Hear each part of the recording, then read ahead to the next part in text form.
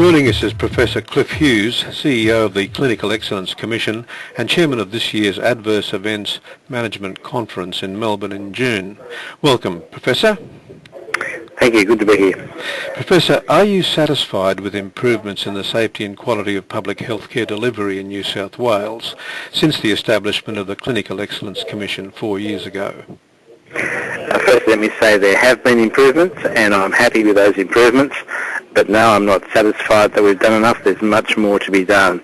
But the work that we've started is progressing well. And where do you feel more work can be done?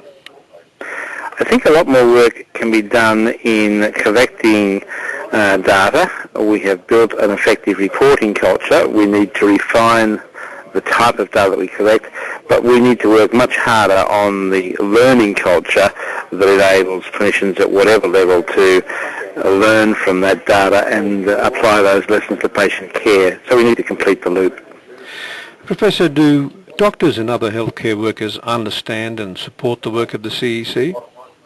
Very much so. We have very strong support from all sectors of clinical practice, whether it's allied health or nurses or doctors, rural, metropolitan, large hospitals, small hospitals. What do you think of the $10 billion health infrastructure fund announced in the Rudd government's first budget, and where would you like to see some of it spent, bearing in mind the money is in addition to federal contribution to the running of state hospitals? Well, I think that's a federal issue. The focus of the Clinical Excellence Commission is on the coalface issues, which are largely state issues. But I think any resourcing that comes to health in this country is a very welcome addition.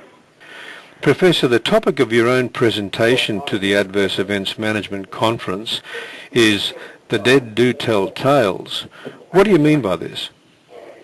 What I mean is that there are learnings to be had from the analysis of stories, not only of those patients who don't survive their procedures, but those who have survived but have had significant events along the way. And the learnings come from the negative impacts as well as the positive ones.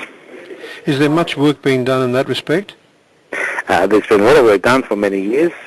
In fact, one of the committees of the Clinical Excellence Commission, which predates it by nearly 40 years, is the Special Committee investigating deaths under anaesthesia, which has provided many lessons from the analysis of patients who died within 24 hours of an anaesthetic in New South Wales. And we have a similar committee looking at surgical deaths. Excellent. Professor, what would you like to see delegates take from the annual Adverse Events Management Conference in Melbourne in June? A passion from learning from not only our own mistakes, but the mistakes of others, and a passion to tell other people of our mistakes so that they're not repeated. Fantastic. Well, Professor, we look forward to seeing you at the conference. I'm looking forward to it. For more information about the annual Adverse Events Management Conference, visit www.iir.com.au/adverse/vid.